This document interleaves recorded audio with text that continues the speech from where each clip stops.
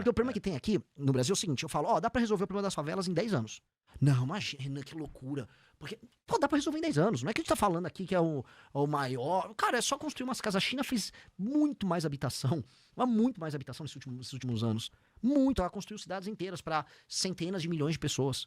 A gente consegue pensar em como resolver uma questão que envolva talvez 6 a 7 milhões de moradias, e nem construir tudo do zero, reformar o que tem, dar título de propriedade, isso ser autofinanciável. Tem como ser autofinanciável. A partir do momento que eu dei, vou dar um exemplo, uma pessoa tem um barraco que virou uma casinha em Paraisópolis. Eu virar pra essa pessoa, ó, o Estado vai reformar a tua casinha, vai custar 50, 60 pau.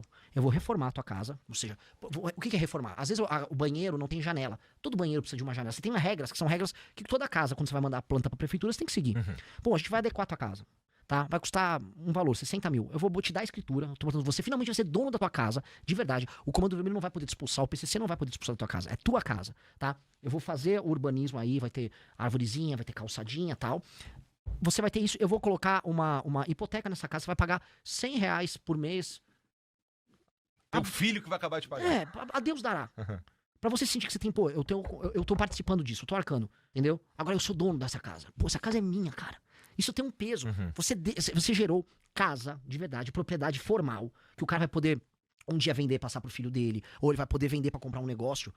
E você gerou naquilo não só dignidade na pessoa, mas você fez um entendimento geral que a pessoa passa a ser um cidadão. A pessoa passa a ser um cidadão que vai se formalizar. Tudo vai levar a pessoa à formalização das relações dela com o Estado e com as outras pessoas ao redor dela. Um cara, eventualmente, tinha uma mecânica. Aquela mecânica, pô, ela vai ser às vezes o dono daquele área que tem na favela dela, que tem a mecânica dela, que ela arruma um carro, formaliza, abre conta em banco, pode pegar uma hipoteca em cima daquela área pra investir em um maquinário melhor em cima daquele terreninho que ela tinha, que montou a mecânica, aquela pequena área. Ou seja, você vai ter tanta propriedade que vai ser gerada, tantos ativos vão ser formalizados, ativos que existem, aquelas casas existem de verdade, que aquilo no mercado financeiro, né, o mercado bancário, se torna, vamos dizer, um ativo que ajuda a engrenar a própria economia. Então, formalizar, dar título de propriedade, transformar a favela em casa, dá pra fazer. É uma ficção que a gente não consegue fazer, porque também tem um outro problema, que a gente tá tão acostumado em não conseguir fazer nada, que a gente acha que fazer qualquer coisa é impossível.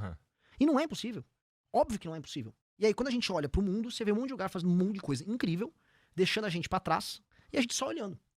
O Brasil sempre ficou zoando assim, a Índia é um buraco, né? A Índia tem um problema, e sempre tem. Acho que tem um problema até hoje com questões, vamos dizer, como lidar com ir ao banheiro. Tá. É um problema. Não se adaptaram, as pessoas fazem fezes no chão, vão no rio. Houve uma campanha até da ONU, pessoal, privada, tal. Pois bem, o brasileiro tirava sarro na internet. O que aconteceu? Os caras estão posando coisa na lua. Tem isso, já estão indo pra lua, mas eles estão agora com cobertura de saneamento básico que superou do Brasil. Enquanto faziam piada com a Índia foi atendendo o problema, foi indo atrás de resolver o problema. Não é ciência de foguete resolver saneamento básico. É de um século aí pra trás, né? Cara, se eu for voltar, Roma tinha a cloaca máxima, que era o seu sistema de saneamento. Em Roma. E um pedaço da cloaca máxima, que era, vamos dizer, basicamente o esgoto romano, tá em funcionamento, se não me engano, até hoje. Um pedaço dela ainda é usado. Então, assim, era um tema que foi discutido em Roma alguns anos antes de Cristo, algumas décadas, séculos antes de Cristo. Não é exatamente um grande problema. Mohenjo-Daro tinha sistemas de água, tinha também questão de esgoto para limpar dejetos. Assim, esse não é um grande problema. A humanidade, sabe, já tratou desse problema antes. A gente não tem que parecer... Isso não tem que ser um problema tão difícil no Brasil. Mas aí, caralho, eu vou botar... Tu já viu Manilha, coisa que fica embaixo da terra, dando voto? Essa é a principal razão que ninguém investe. Porque a pessoa também não liga, né? O habitante também não liga. O habitante fala, também... Eu nem tô vendo mesmo. Antes eu também não via. Ninguém liga. Ninguém liga. Pois é. E é um problema da democracia. A partir do momento que um político, a gente acredita que é a democracia, você tá, sei lá, numa comunidade autônoma na Suíça, em que o cara tá pensando a cidade. O brasileiro não tá pensando a cidade, não tá pensando nada. Ele não tem senso comunitário. Mas ele tá vivendo, tá sobrevivendo, tá olhando pra cá, pra lá, viu o cachorro caramelo ali do lado. A vida tá andando. Esse brasileiro não está exatamente preocupado com as questões da comunidade dele. E aí ele vai votar por qualquer estímulo, um emprego que deram pra um parente dele, uma grana que você dá, toma 500 conto aí, traz sua família pra votar. Aí ele vai lá e vota. E esse ciclo vai rodando. E é um ciclo que mostra que a democracia no Brasil não funcionou. A democracia no Brasil, ela é uma ficção. Eu fui hoje conversar com uma jornalista, muito inteligente jornalista.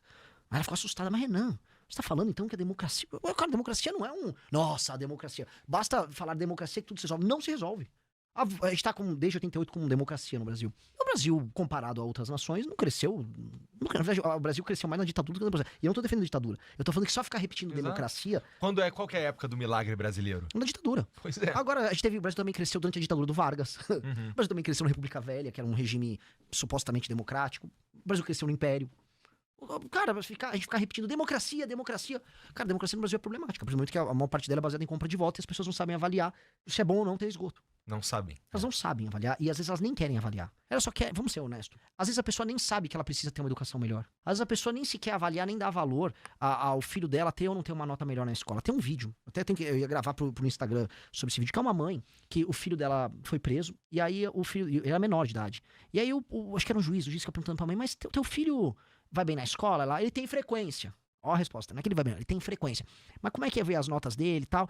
Não, pode ir mal, mas tem frequência. Tipo assim, ó, ele tá indo lá, o que importa é que ele tem, se ele tá tirando 2. Aí o cara faz que ele tirou 2 em tal matéria, ou 3 em tal matéria. Aí ele tem frequência, isso que importa.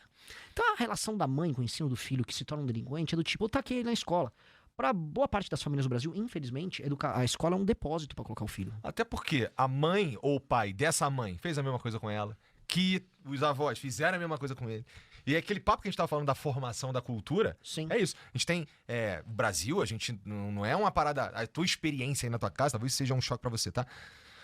Mas a tua experiência aí na tua casa, ela é com certeza completamente diferente desse cara que a gente tá falando aqui, né? Aquela assimetria que a gente tava conversando mais cedo, ela se manifesta em muitos níveis. O Brasil, ele é realmente muito assimétrico. A gente tá falando de gente desenvolvendo remédio que ajuda as pessoas paraplégicas a voltarem a andar, faz parte dessa sociedade aqui, que a gente perde, que aí a gente tem os outros problemas aí. Mas nessa mesma sociedade a gente tem o cara que é isso, que ele não se importa muito o que vai acontecer com o filho dele, mas não é porque ele é um monstro, é porque foi assim com ele foi assim com o pai dele antes dele, por aí Ele não vai. consegue imaginar o que a escola pode mudar a vida do Não filho consegue dele. ver, né? Ele não consegue ver, não está no escopo de imaginação dele.